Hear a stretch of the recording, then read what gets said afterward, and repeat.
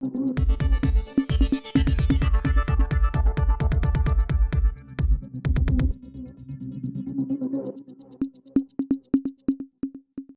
இது news focus Tamil. இந்தியாவை உலக அளவில் அறிமுகப்படுத்திய இந்தியாவுடைய மிகப்பெரிய ஒரு ரெஸ்லிங் வீராங்கனை திரு வினேஷ் போகத் அவர்களை பற்றி நமக்கு எல்லாருக்கும் தெரியும். ஒலிம்பிக்கில் அவங்களுடைய அந்த தங்கப் பதக்கத்தை அவங்க எப்படி இழந்தாங்க அப்படிங்கிறத ஒட்டி அவங்க உலக அளவில் அவங்க பிரபலம் அடைஞ்சாங்க. இந்தியாவில் ரொம்ப பிரபலம் அடைஞ்சாங்க அப்படிங்கிறத நம்ம பார்த்தோம். ஆனால் அன்றைக்கு அவங்க அந்த மாதிரி நிலைமைக்கு தள்ளப்பட்டதுக்கான காரணம் என்ன, அதுவும் பின்பு நடந்த அரசியல் என்ன அப்படின்ற ஒரு டாக் போயிட்டு இருந்துச்சு. அதை பற்றின விஷயங்கள் பெரிய அளவில் வினேஷ் போகத்தால் சொல்லப்படாமல் இருந்துச்சு. மற்றவர்கள் தான் பேசிகிட்டு இருந்தாங்க, கவனித்தோம். ஆனால் முறையாக இப்பொழுது திரு வினேஷ் போகத் அவர்கள் அன்றைக்கி என்ன நடந்துச்சு அப்படிங்கிற பார்த்தா அந்த அரசியலை போட்டு உடைச்சிருக்காங்க. அதை பற்றி என்னன்றதான் இன்றைக்கி விரிவாக பேச போகிறோம்.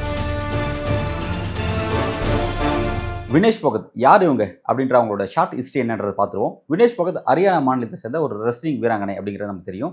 ரெஸ்லிங்கில் அவங்க போட்டிடுறதுனால மட்டும் அவங்க இந்த அளவுக்கு இந்த பிரபலம் அடையல. ரெஸ்லிங்கில் போட்டியிடக்கூடிய வினேஷ் போகத் அவர்கள் ஹரியானா மாநிலத்தில் மட்டும் தான் பிரபலமாக இருந்தாங்க. ஆனால் எப்பொழுது அவங்க இந்தியா ஃபுல்லாக பிரபலம் அடைஞ்சாங்க அப்படின்னு பார்த்தீங்கன்னா, கடந்த 2 ஆண்டுகளுக்கு முன்பு அந்த ரெஸ்லிங் அமைப்புக்குள்ளே இருக்கக்கூடிய பெண்களுக்கு அந்த ரெஸ்லிங்குடைய ஃபெடரேஷனுடைய தலைவராக இருக்கக்கூடிய பிரிஜ்பூஷன் சரண் சிங் அவர்களால் தாங்கள் எந்த அளவுக்கு பாலியல் ரீதியான துன்புறுகளுக்கு ஆளாகிறோம் அப்படிங்கிற விஷயத்துக்காக பாதிக்கப்பட்ட பெண்கள் எல்லாருமே அந்த ரெஸ்லிங் தலைவருக்கு எதிராக ஒரு பெரிய போராட்டத்தை முன்னெடுத்தாங்க. அப்பொழுது தான் திரு வினேஷ் போகத் அவங்க உள்ளிட்ட மற்ற நண்பர்கள் எல்லாருமே இந்திய அளவில் பிரபலம் அடைஞ்சாங்க அப்படிங்கிறத பார்த்தோம். ஸ்போர்ட்ஸ் அளவில் இருக்கக்கூடியவங்க, அதுவும் ரெஸ்லிங்குடைய ஸ்போர்ட்ஸை கவனிக்கக்கூடியவங்களுக்கு வினேஷ் போகத்ங்கிறது ஒரு பரிச்சயமான நபர்களாக இருப்பாங்க. ஆனால் அரசியல் வட்டாரத்திலையும் பொது தளத்திலையும் சமூக தளத்திலையும் அவங்க எப்போ பிரபலம் அடைஞ்சாங்க அப்படின்னா, அந்த பிரிஜ்பூஷன் சரண் சிங்க்கு எதிரான ஒரு பெரிய போராட்டத்தை டெல்லியில் முன்னெடுக்கும் பொழுது, அதற்காக பல கட்ட போராட்டங்களை முன்னெடுக்கும் பொழுது தான் அவங்க பிரபலம் அடைஞ்சாங்க அப்படிங்கிறத நம்ம பார்த்தோம். அதை தாண்டி உலக அளவில் அவங்க எப்போ பிரபலம் அடைஞ்சாங்க அப்படின்னு பார்த்தீங்கன்னா, இப்போ ரீசெண்டாக நடந்த அந்த ஒலிம்பிக் போட்டியில் அவங்க அந்த 100 கிராம் வெயிட்டில் ஒரு தங்க கனவை நோக்கி போகக்கூடிய அவங்களுடைய அந்த தங்க வேட்டையை நோக்கி போகக்கூடிய அந்த கனவு ஸ்பாயில் ஆச்சு அப்படிங்கிறத நம்ம கவனித்தோம். 50 கிலோவில் இருந்தவங்க 50 கிலோ ப்ளஸ் 100 கிராம் வெயிட் கூடிருச்சு அப்படிங்கிறதுனால அவங்க அந்த தகுதி இழந்தாங்க அப்படிங்கிறத கவனித்தோம். அதை தாண்டி பல வழக்குகள் நடந்துச்சு. வெண்கல பதக்கமாவது எனக்கு வேணும், வெள்ளி பதக்கமாவது வேணும் அப்படிங்கிற அளவில் அவங்க சில கோரிக்கை வச்சு திருப்பாயத்தில் அதுக்கான நீதிமன்றத்தில் ஒரு வழக்கு தொடுத்தாங்க. பட் அந்த வழக்கும் கைவிடப்பட்டுச்சு, அதுவும் நிராகரிக்கப்பட்டுச்சு அப்படிங்கிறதெல்லாம் நம்ம கவனித்தோம். அதன் காரணமாக அதாவது தொடர்ச்சியாக வேக வேகமாக இறுதிப் போட்டியை நோக்கி அப்படியே ஃபாஸ்ட்டாக க்ரௌத் ஆகிட்டு இருந்தாங்க. அவங்க அப்படி க்ரௌத் ஆகிறவங்க எப்படி திடீர்னு ஃபைனல் போட்டியில் தங்க வேட்டைக்கான அந்த ஃபைனல் போட்டியில் எப்படி தகுதி நீக்கம் செய்யப்பட்டாங்கன்ற அந்த கொஷின் மூலமாக உலக அளவில் ஒரு ஃபெமிலியராக ஒரு பிரபலமாக ஆனாங்க அப்படிங்கிறத பார்த்தோம். அந்த தங்க வேட்டையை நோக்கி நகரக்கூடிய அந்த இறுதி சுற்றில் அந்த 100 கிராம் வெயிட்டால் அவங்க லாஸ் ஆன அந்த ஒரு செய்தி உலக அளவில் அவங்களை பிரபலம் அடைஞ்சிச்சு அப்படிங்கிறத நம்ம பார்த்தோம். வெற்றி பெற்றால் கூட அவங்க அந்த அளவுக்கு பிரபலம் அடைஞ்சிருப்பாங்களான்னு தெரியாது. ஆனால் அந்த ஒரு சர்ச்சை, அந்த 100 கிராம் வெயிட் மூலமாக நடந்த ஒரு சர்ச்சை, அதன் பின்பு நடந்த பல விஷயங்கள், அதை ஒட்டி அவங்க இந்திய அளவுலையும் சரி உலக அளவிலும் சரி கவனிக்கப்படக்கூடிய ஒரு பிரபலமாக அவங்க மாறுறாங்க அப்படிங்கிறத நம்ம பார்த்தோம். இது அவங்களுடைய ஒரு ஷார்ட் ஸ்டோரி. இப்போ அடுத்ததாக இப்போ அவங்க என்ன பண்ணுறாங்க அப்படின்னு பார்க்கும்பொழுது, அந்த ஒலிம்பிக்கில் அவங்க நடந்த சில அநீதி, அதன் பிறகு ஒரு மனசுடைஞ்சு ஒரு தோல்வியினுடைய பிம்பமாக தன்னை காமிச்சிக்கிட்டாங்க. ஒரு மனசுடைஞ்ச அளவில் தன்னுடைய பதிவுகள்லாம் பேசியிருந்தாங்க, தொலைக்காட்சிகள்லாம் பேசியிருந்தாங்கலாம் கவனித்தோம். அப்படி இருக்க அந்த வினேஷ் போகத் அவர்கள் சமீபத்தில் ஹரியானா காங்கிரஸில் இணைஞ்சிருக்காங்க. காங்கிரஸ் கட்சியினுடைய அசம்பிளி எலெக்ஷன் நடந்துட்டு இருக்கு. இப்போ ஹரியானாக்கான எலெக்ஷன் நடந்துட்டு இருக்கு. ஹரியானாவுடைய சட்டமன்ற தொகுதி ஜுலானா சட்டமன்ற தொகுதியில் வேட்பாளராக காங்கிரஸ் கட்சியினுடைய அதிகாரப்பூர்வ வேட்பாளராக அவங்க அறிவிக்கப்பட்டிருக்காங்க அப்படிங்கிறது ஒரு முக்கியமான நியூஸ். இதற்கு முன்பு வினேஷ் போகத் எப்போ காங்கிரஸோட இணைச்சு பேசப்பட்டாங்க அப்படின்னு பார்த்தீங்கன்னா, ஒலிம்பிக்கில் தனக்கு ஒரு மிகப்பெரிய ஒரு அநீதி நடந்துருச்சு அப்படின்றதுக்காக இங்கே இருக்கக்கூடிய காங்கிரஸ் கட்சி எதிர்க்கட்சிகள் உடனே அந்த பிரச்சனை ஒரு பெரிய சீரியஸான ஒரு பிரச்சனையை முன்னெடுத்தாங்க. அப்போ பார்லிமெண்ட்டோட மழைக்கால கூட்டத்தொடர் நடந்துட்டு இருந்துச்சு. அந்த கூட்டத்தொடரில் வினேஷ் போகத்துக்கு என்ன நடந்துச்சு, அங்கே உள்ளுக்குள்ள நடந்த அரசியல் பற்றி பேசணும்னு சொல்லிட்டு நாடாளுமன்றத்தில் ஒரு விவாதம் நடத்தணும்னு சொல்லிட்டு எதிர்க்கட்சிகள் வலிமையான ஒரு குரலை ரைஸ் பண்ணாங்க.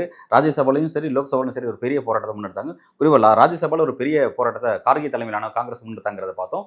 ஆனால் அந்த விஷயத்துக்கு ஜெகதீப் தன்கர் அந்த அவையை ஒத்தி வச்சு அந்த டிஸ்கஷன்ஸ் ஒரு பெரிய லெவலில் கொண்டு போகல அப்படிங்கிறது கவனிக்கத்தக்க ஒரு விஷயமா மாறுச்சு. அதனால் ஹரியானா காங்கிரஸ் ரொம்ப கோவப்பட்டு என்ன பண்ணாங்க, நீங்கள் வினேஷ் போகத்தோட வாய்ஸ் முடக்க பார்க்குறீங்களா அப்படின்னு சொல்லிட்டு, நான் ஹரியானாவில் இப்போ ராஜ்யசபாவில் ஒரு சீட் காலியாக இருக்குது, அந்த சீட்டில் நான் வினேஷ் போகத்தை இறக்க போகிறேன், இறக்கி நாடாளுமன்ற எலெக்ஷனை ஜெயிச்சு அவங்க ராஜ்யசபாவுக்கு மோடிக்கு எதிரான குரலை எழுப்புவாங்க அப்படின்ற அளவில் தன்னோட அரசியலை ஹரியானாவுடைய முன்னாள் முதல்வர் காங்கிரஸ் தலைவர் பூபேந்தர் சிங் ஹூடா அறிவிச்சிருந்தார் அப்படிங்கிறத நம்ம கவனித்தோம். ஆனால் 4 நாள் ட்விஸ்ட்டில் அவங்களுக்கு அந்த ராஜ்யசபா சீட்டுங்கிறது இழந்துருச்சு. ஏன்னா ஹரியானா காங்கிரஸ் வினேஷ் போகத்தை ராஜ்யசபா எம்பி ஆகிறதுக்கான அந்த முயற்சியில் ஜஸ்ட் ஒரு 4 டேஸில் அவங்க அந்த வாய்ப்பை இழந்துட்டாங்க அப்படிங்கிறத பார்த்தோம். ஏன்னா ராஜ்யசபா எம்பிக்கான அந்த ஏஜ் கிரிட்டீரியா அப்படின்னு பார்க்கும்போது 30 ஏஜ் கம்ப்ளீட் ஆயிருக்கணும். ஆனால் அன்றைக்கி அவங்களுக்கு 29 வயசை கடந்துட்டாங்க. 30வது ஏஜை டச் பண்ணுறதுக்கு வெறும் 4 நாள் டிஸ்டன்ஸில், அதாவது நாமினேஷன் தாக்கல் பண்ணுறதுக்கும் அவங்களுடைய அந்த ஏஜ் லிமிட் முடிகிறதுக்கும் பார்த்தீங்கன்னா அந்த 4 நாள் அப்படின்ற ஒரு பிரச்சனையால் அவங்க அந்த வாய்ப்பை இழந்துறாங்க அப்படிங்கிறத கவனிக்கிறோம். ஆனால் அது அதோடு முடியாமல் அடுத்து பாஜகவுக்கு எதிரான அந்த வலிமையான குரல் எழுப்புவதற்கு நாடாளுமன்றத்தில் வாய்ப்பு வழங்கப்படலாட்டி போச்சு, சட்டப்பேரவையில் தன்னோட குரல் எழுப்பலாம் அப்படிங்கிற அளவில் வந்து ஹரியானா காங்கிரஸ் வந்து இப்போ நடக்கக்கூடிய அசம்பிளி எலெக்ஷனில் ஜூலானா சட்டப்பேரவை தேர்தலில் போட்டியிடுவதற்கான வாய்ப்பு வந்து அவங்களுக்கு வழங்கப்பட்டிருக்கு அப்படிங்கிறது ஒரு முக்கியமான விஷயமா கவனிக்கிறோம். காங்கிரஸ் கட்சியில் இணைஞ்சதன் காரணமான ஒருத்தர் வெளிப்படையாக அரசியல் பேசக்கூடிய இடத்துக்கு திரு வினேஷ் போகத் அவர்கள் வந்திருக்காங்க அப்படிங்கிறது கவனிக்கிறோம். ஏன்னா அன்னைக்கு வந்து அவங்க மட்டும் தான் அமைதியாக இருந்தாங்க, அவங்களை சுற்றி பலரும் வந்து அவங்களுக்கு என்ன ஆச்சு அப்படின்ற அளவில் ஒரு மிகப்பெரிய டிஸ்கஷன் செஞ்சுட்டு இருந்தாங்க. பட் இப்பொழுதுதான் வந்து அன்னைக்கு அவங்க என்ன ஆச்சு அப்படின்றத சொல்லியிருக்காங்க. குறிப்பாக என்ன சொல்லியிருக்காங்க பார்த்தீங்கன்னா, நான் மருத்துவமனையில் அந்த சிகிச்சைக்காக படுத்திருந்தேன். அப்படி இருக்கும்போது வெளியில் என்ன வச்சு என்ன நடக்குதுங்கிறது எனக்கு முழுமையாக தெரியல. ஆனால் அன்றைய காலகட்டத்தில் என்னோட அனுமதியே இல்லாமல் பிடி உஷா அவர்கள், அதாவது இந்தியாவுடைய ஒலிம்பிக் அந்த சம்மேளனத்தினுடைய தலைவராக இருந்த திரு பிடி உஷா அவர்கள் வந்து என்னோட அனுமதி இல்லாமல் என் கூட புகைப்படம் எடுத்துக்கிட்டு அதை வந்து வெளியில் சோஷியல் மீடியாவில் வெளியிட்டு அவங்க தனக்கான ஒரு கெயின் அடைஞ்சிட்டாங்க.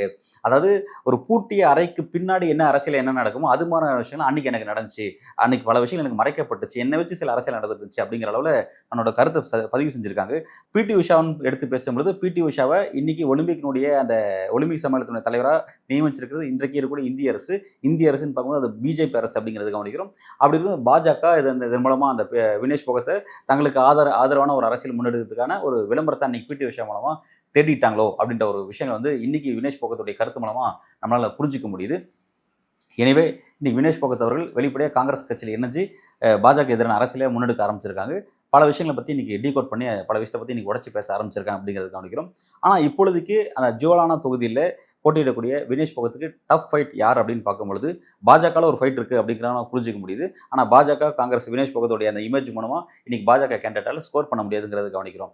ஆனால் இந்த பக்கம் இந்தியா கூட்டணியில் இருக்கக்கூடிய நாடாளுமன்ற தேர்தலில் போட்டியிடக்கூடிய இந்தியா கூட்டணியில் இருக்கக்கூடிய ஆம் ஆத்மி பார்ட்டி இன்னைக்கு ஹரியானாவில் கூட்டணியிலிருந்து விலகி, அதாவது கூட்டணி பேச்சுவார்த்தை உடன்பாடு எட்டப்படாதனால ஆம் ஆத்மி தனித்து களம் காட்டுறாங்கிறத பார்க்குறோம். இப்போதைக்கு பார்த்தீங்கன்னா ஆம் ஆத்மி பார்ட்டி ஹரியானா மாநிலத்தில் கிட்டத்தட்ட 30 சட்டமன்ற தொகுதிகளுக்கு தங்களுடைய வேட்பாளர்கள் பட்டியலை வெளியிட்டிருக்காங்க. அதில் பார்த்தீங்கன்னா அந்த ஜுலானா தொகுதி திரு வினேஷ் போகத், காங்கிரஸ் கட்சியினுடைய வினேஷ் போகத் போட்டியிடக்கூடிய அந்த ஜுலானா தொகுதியில் ஆம் ஆத்மியோட வேட்பாளர் யாருங்கிறதா வந்து கொஞ்சம் புருவத்தை உயர்த்த வகையில் ஒரு முக்கியமான ஒரு நகர்வை நகர்த்தியிருக்காங்க. அது யாருன்னு பார்த்தீங்கன்னா கவிதா தலால்னு சொல்லி ஒரு பெண்ணை நியமிச்சிருக்காங்க. அந்த பெண் யாருன்னு பார்க்கும்பொழுது அவங்களும் ஒரு ரெஸ்லிங் வீராங்கனை அப்படிங்கிறத கவனிக்கிறோம். அவங்க பார்த்தீங்கன்னா இந்தியாவிலே முதல் முறையாக உலக அளவில் நடக்கக்கூடிய WWE என்று சொல்லக்கூடிய அந்த வேர்ல்டு ரெஸ்லிங் என்டர்டைன்மெண்ட் அந்த போட்டியில் பங்கெடுக்கக்கூடிய ஃபர்ஸ்ட் பெண்மணி அப்படிங்கிறது கவனிக்கிறோம் இந்த கவிதா தலால். இவங்களை தான் ஆம் ஆத்மி வினேஷ் போகத்துக்கு எதிராக வந்து வலிமையான ஒரு கேண்டிடேட்டாக நிப்பாட்டியிருக்காங்க. எப்படி வினேஷ் போகத்துக்கு டஃப் பாஜக எப்படி கொடுக்க முடியாது, ஏன்னா வந்து பாஜகவுடைய கடந்த காலத்தில் அவங்களுடைய டேமேஜ், பாஜகவுடைய அரசியும் அந்த ரெஸ்லிங் விஷயத்தில் பாஜக செஞ்ச அரசியலை டேமேஜ் பண்ண ஒரு மிகப்பெரிய ஒரு பிரபலமாக வினேஷ் போகத் இருக்காங்க. அப்படின்னும் போது எலெக்ஷனில் வினேஷ் போகத்தை பாஜக நிச்சயமாக ஃபேஸ் பண்ண முடியாதுங்கிறத கவனிக்கிறோம். 10 வருஷம் ஆன்டி இன்கம்பன்சி எல்லாம் வச்சிருக்காங்க, அதனால அவங்களால எதுவும் பண்ண முடியாது. ஆனால் ஆம் ஆத்மியினுடைய அந்த கவிதா தலால் வந்து போட்டிடுறாங்க. அவங்களும் சேம் ஃபீல்ட்லேருந்து வந்திருக்காங்க. இவங்களோட உலக அளவில் பிரபலம் அடைஞ்ச ஒரு நபராக அவங்க இருக்காங்க அப்படிங்கிறத பார்க்குறோம். ஆனால் வினேஷ் போகத் அளவுக்கான இந்த இமேஜ் அவங்களுக்கு இல்லை. ஆனால் இந்த மூவை ஏன் இப்போ ஆம் ஆத்மி முன்னெடுக்குது அப்படிங்கிறத கொஞ்சம் கவனிக்கத்தக்க விஷயமா பார்க்க வேண்டியதாக இருக்குது. அதாவது மோடிக்கு எதிரான வாக்குகள் ரெண்டாக பிரியக்கூடிய விஷயமா பார்க்குறோம். அதாவது மோடிக்கு எதிரான வாக்குகள் காங்கிரஸுக்கும் ஆம் ஆத்மிக்கும் பிரியும் பொழுது அப்போ திரும்பவும் மோடிக்கு ஆதரவான வாக்குகள் மூலமாக, ஏன்னா மோடி தான் வந்து எப்படியும் சிஎம் கேண்டிடேட்டாக, அதாவது சிஎம் கேண்டிடேட் அறிவிக்க மாட்டாங்க, பிஎம் ஃபேஸை வச்சு தான் எலெக்ஷன் சந்திக்க போகிறாங்க. அப்படி இருக்கும்போது அப்போ மோடிக்கு எதிரான வாக்குகள் 2 பிரிவாக பிரியும் பொழுது அப்போ பாஜகவுக்கு ஈஸியாக அங்கே ஸ்கோர் பண்ணுறதுக்கான ஒரு வாய்ப்பு அந்த இடத்துல உருவாக போதோ அப்படின்ற ஒரு கேள்வி நமக்கு எழ ஆரம்பிச்சிருக்கு அப்படிங்கிறத பார்க்குறோம். எனவே ஹரியானா எலெக்ஷனை வச்சு பார்க்கும்பொழுது வந்து வரக்கூடிய மாநில எலெக்ஷன், அதாவது 2024 நாடாளுமன்ற தேர்தல் முடிவுக்கு பிறகு வரக்கூடிய ஒவ்வொரு மாநில தேர்தலுமே மோடியோட இமேஜ் இன்னைக்கு டே பை டே இன்க்ரீஸ் ஆக போதோ அல்லது குறைய போதோ அப்படிங்கிற ஒரு பொலிட்டிக்கல் பல்ஸ் தான் வந்து இன்னைக்கு அரசியல் விமர்சகர்கள், ஜெர்னலிஸ்ட்லாம் கவனிச்சிட்டு இருக்காங்க. அப்படிங்கிற போது அப்போ ஒவ்வொரு மாநிலத்திலையும் பாஜக தோல்வி அப்படிங்கிறது அது மோடியோட தோல்வியை தான் பார்க்கப்படும். அப்போ ஸ்டெப் பை ஸ்டெப்பாக மோடிக்கான தோல்விங்கிறது தேசிய அரசியல் அவரோட இமேஜ் ஸ்டெப் பை ஸ்டெப்பாக இறங்கிறதுக்கான வாய்ப்புகள் இருக்குது அப்படின்னு சொல்லப்பட்டுருச்சு.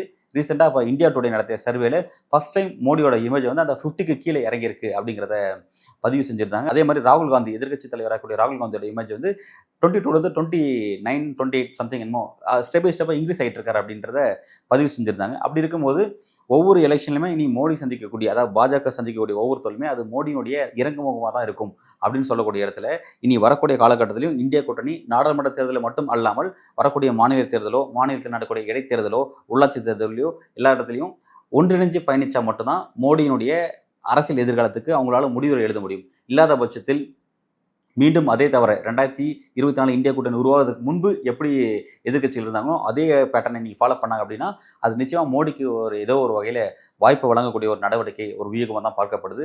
எதிர்க்கட்சிகள் அதை புரிஞ்சுட்டு நகராங்களாங்கிறது தெரியல. ஆனால் எனவே எல்லா கட்சிகளும் ஒரு தங்களுடைய வளர்ச்சிக்காக இந்த முடிவு எடுக்கிறாங்கிறத புரிஞ்சிக்க முடியுது. இந்த வளர்ச்சி உண்மையில் தங்களுடைய கட்சியினுடைய வளர்ச்சிக்கு வழிவகுக்க போதா அல்லது திரும்ப மோடியே அசுர பலத்தோட வளர்த்து விட்டு மோடிக்கு எதிராக அரசியல் செய்யக்கூடிய இந்த மாநில கட்சிகளை அவர் இடி மூலமும் ஐடி மூலமும் முடக்கக்கூடிய வேலையை திரும்ப ஆரம்பிக்க போறாரா அப்படிங்கிறதெல்லாம் வந்து இனி வரக்கூடிய காலகட்டத்தில் நம்ம கவனிக்க வேண்டியதாக இருக்கு. இனி வரக்கூடிய காலகட்டத்தில் மோடிக்கு எதிரான அந்த அரசியல் வியூகங்களை எதிர்க்கட்சிகள் எப்படி வகுக்கிறாங்க, எப்படி மோடிக்கான நெருக்கடியில் கொடுக்க போறாங்க, அல்லது மோடி திரும்ப ஸ்கோர் பண்ண போறாரா அப்படிங்கிறதெல்லாம் நம்ம பொறுத்திருந்து பார்ப்போம். மிக்க நன்றி.